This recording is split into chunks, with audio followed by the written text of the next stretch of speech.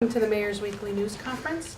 For this week's agenda, we have a proclamation of Garden Week in Erie, an update on the crime statistics for the first 6 months of the year, a preview regarding an upcoming DCED visit, an update on what the mayor learned at the Accelerator for America conference he recently attended with an emphasis on opportunity zones, and a reminder regarding the Erie Refocused Summer of Hope door-to-door canvassing initiative that begins today.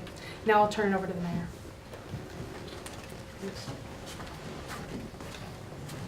Thank you, Renee, and welcome everyone. Before I get into the topics for the day, I do need to introduce the other mayor in the room. We have a mayor for the day again. It's Luke Kovacs from the Erie Day School. Hello, Luke, everybody. Welcome. And Luke's dad, Dr. Stephen Kovacs, is here with us as well. So I'd like to first welcome Susan Kamenefi for being here. She's chair of the Garden and History and Design Committee for the Carrie T. Watson Garden Club. Susan is also guest curator for an exhibition at the Erie Art Museum, which opened on June 15th and runs through September 16th.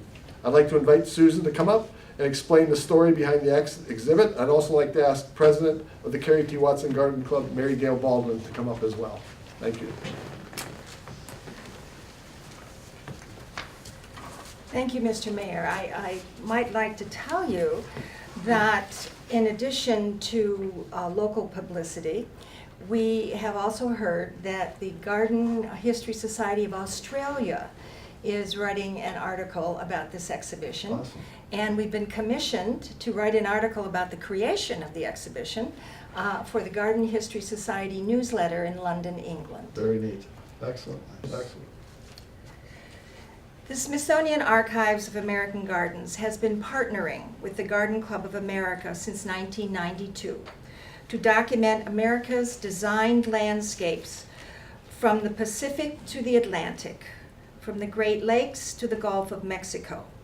When the 92-year-old Erie Garden Club, Carrie T. Watson, joined GCA, they too began to document gardens from the Ohio to the New York state line and down to Slippery Rock. The exhibition, Archiving Ephemeral Beauty, now on view at the Erie Art Museum until September 16th, is the culmination of 8 years of work by Carrie T.'s Garden History and Design Committee, documenting 15 gardens in our region. And as an aside, we are working on 9 more.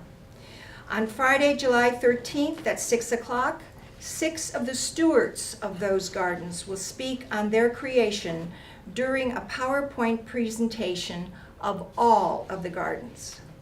Since we began the work, 5 of our gardeners and 3 of the gardens have been lost to the passage of time. But because those efforts were documented in images, maps, and commentary, each one taking 3 years, the gardens have been preserved for future scholars, historians, preservationists, and writers in Washington, D.C. to study who we were, what was important to our personal well-being, and what grew in our Zone 5 and 6 gardens at the beginning of the 21st century. The exhibition consists of one large image, this is an example from the exhibition, of the gardens with a brief description of its unique essence, plus a selective introductory passage explaining the complex process of submission. It is our hope, Carrie T. hope, that after seeing these gardens, the work of dedicated decades by many partnerships, we will all look about us to see how we as individuals, each in our own spaces, each with our own treasure and time allotments, can bring joy, serenity, and calm to the public discourse. And now may I reintroduce the president of Carrie T., Mary Gail Baldwin. Mayor Schember, on behalf of the members of the Carrie T. Watson Garden Club, I'd like to present you with a token of our thanks and appreciation for your support of the Archiving Ephemeral Beauty exhibit and upcoming lecture at the Art Museum, and for your proclamation declaring the week of July 9th as Garden Week in Erie, Pennsylvania. Thank you very Thank you, Mary much. Gail. Appreciate this. We'll display this proudly. I'm going to have the mayor for the day watch this for a few minutes for me and stay up here with me for a minute. I do have a proclamation that I want to present to Susan and Mary Gail. And this says, whereas Erie's 92-year-old Carrie T. Watson Garden Club has worked over the years to historically preserve decades of skilled craftsmanship, knowledge, and commitment to the creation of ephemeral beauty which gardens represent. And whereas the Garden History and Design Committee of the Carrie T. Watson Garden Club has extensively documented the region's beautiful and diverse gardens, ranging from the Ohio border to New York state border and south to Slippery Rock. And it is amazing that something like this exists in the Erie region.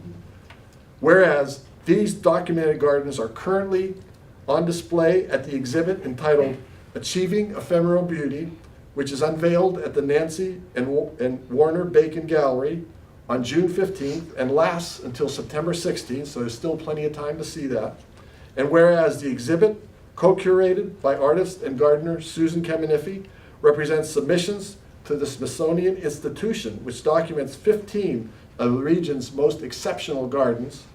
Now therefore, on this 5th day of July, 2018, I, Joseph V. Schember, Mayor of the City of Erie, hereby proclaim that the week of July 9th, 2018 be observed as Garden Week in Erie. I call upon our citizens to join me in appreciating the skilled talent and hard work of the Carrie T. Watson Club and all local gardeners. Share with Erie community through curating the region's natural beauty. Thank you very much for everything so you do. honored. Thank I appreciate it. Yes, my pleasure. You know, I'm not a very sophisticated gardener, I've got to admit that, but these days, there's nothing I enjoy more than the few minutes I get occasionally to mow my grass and to work on the flower gardens around our home. This is a wonderful exhibit you've put together. I look forward to seeing it. It's important for our region and for the Erie Art Museum. Now I'd like to move to the second topic for the day. We'd like to present an update on the crime statistics for the first 6 months of this year. I'm happy to report that many of the most serious incidents are dramatically down this year, including shots fired, the number of people shot, aggravated assaults, and robberies with a firearm. They're all down significantly. I'd like to bring up Chief Dan Spizzardi to share the specifics with you, Chief. Thank you, Mayor. Sure. Not as nice a topic to talk about as that, and it's much better than the winter we've had. I bring up the winter because 3 months ago we talked about the first quarter of the year, and our stats were down on the major crime numbers, and we wondered if maybe Mother Nature didn't take some of the credit for that because of all the snow. But we have gotten through spring now. We're halfway through our first year, and I'm glad to report that our major crime statistics are down. Some of the big ones are down over half of what they were. Specifically last year, for this 6-month period in 2017, our shots fired went from 109 down to only 66. And as far as the number of people shot, we had 34 people shot in the same amount of time last year. This year we're down to 15. If we can get it down another 15, that would be great, because we shouldn't have any of these. Our homicides last year were at 7, we're down to 3 this year. The aggravated assault gone down from 33 to 19, and robbery with a firearm dropped from 44 down to 20.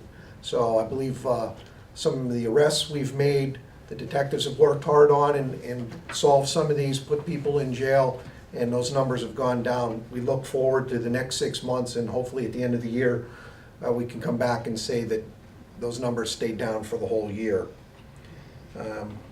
That's all I have. Thank you.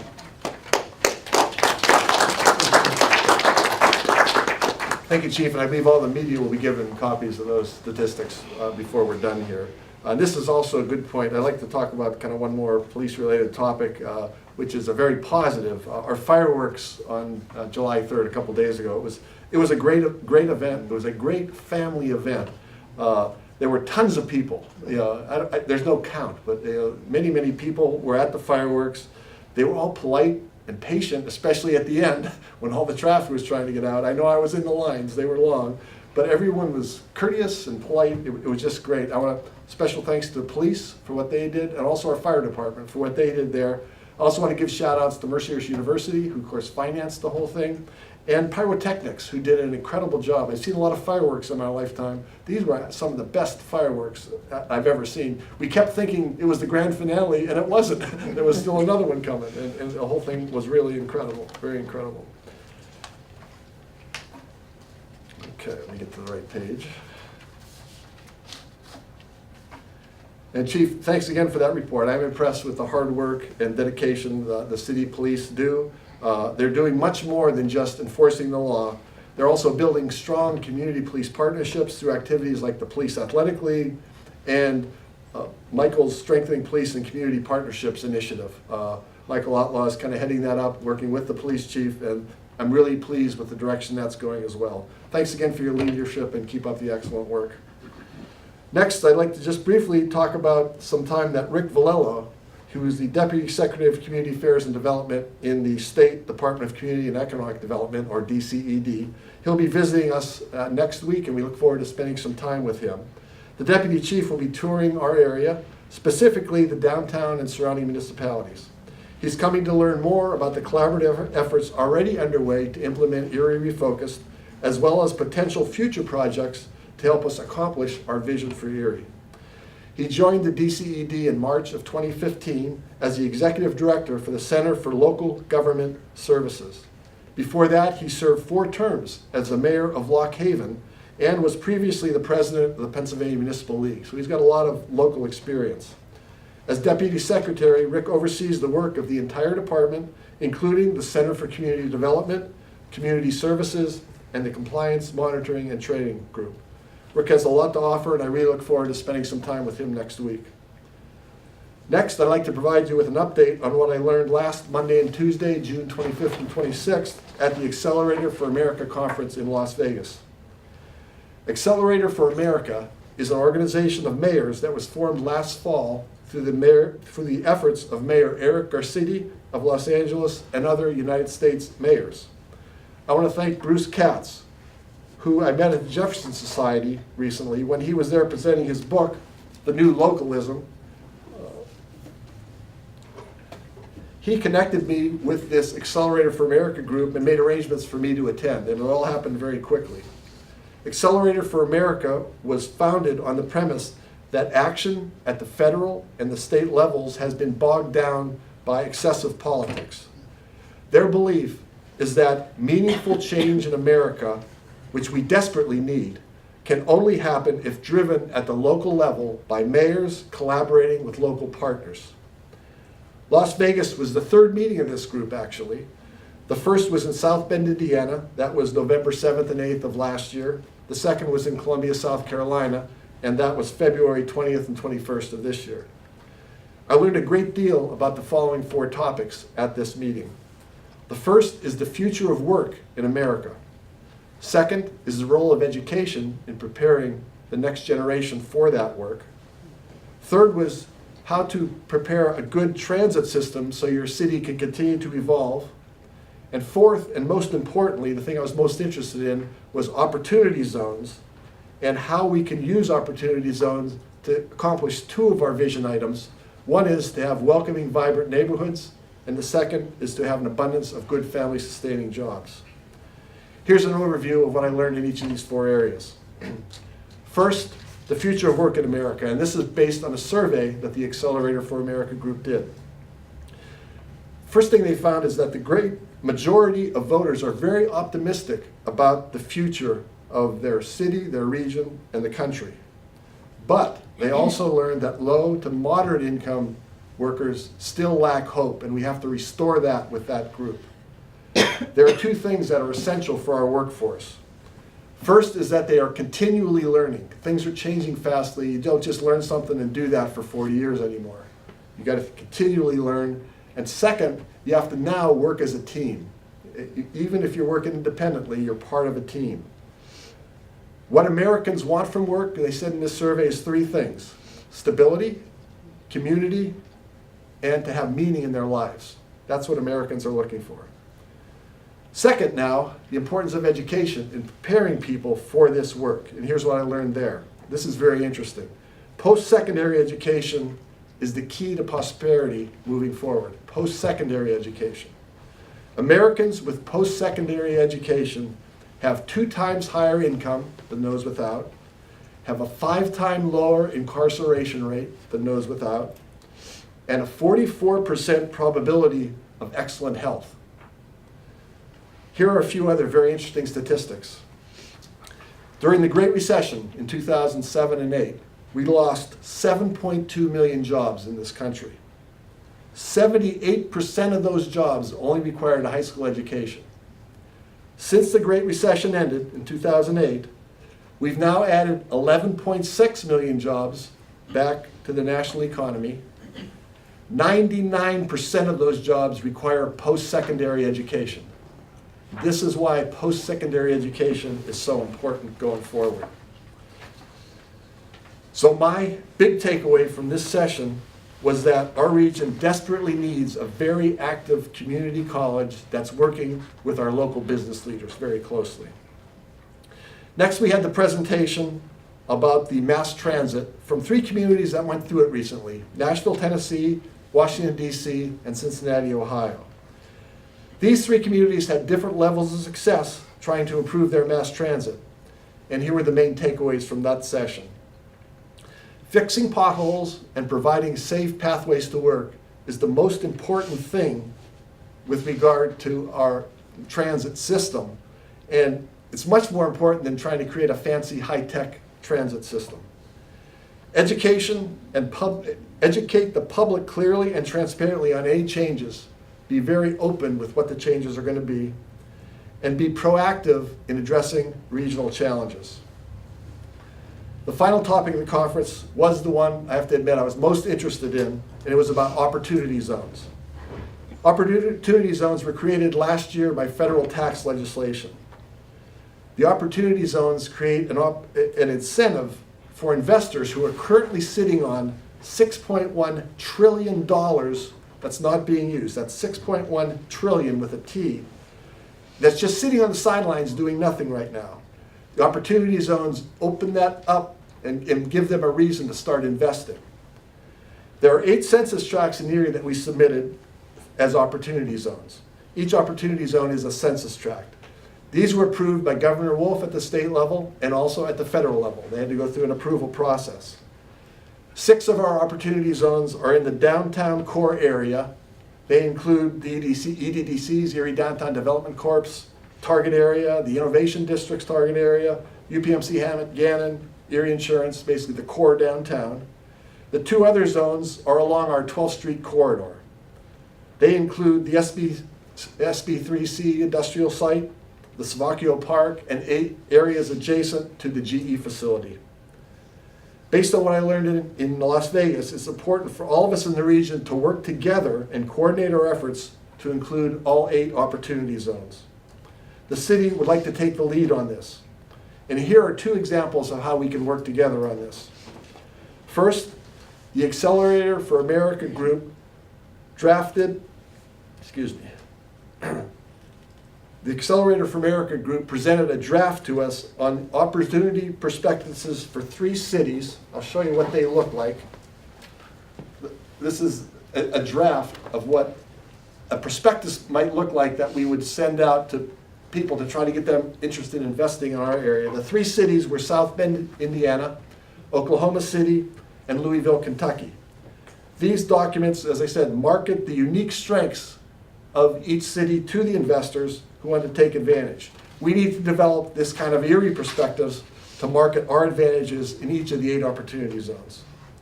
A second way we can work together is John Persinger, the next 2 days, June 27th and 28th, attended another 2-day Accelerator for America conference. This one was in Los Angeles, and it was about like some of the specifics of how we implement opportunity zones.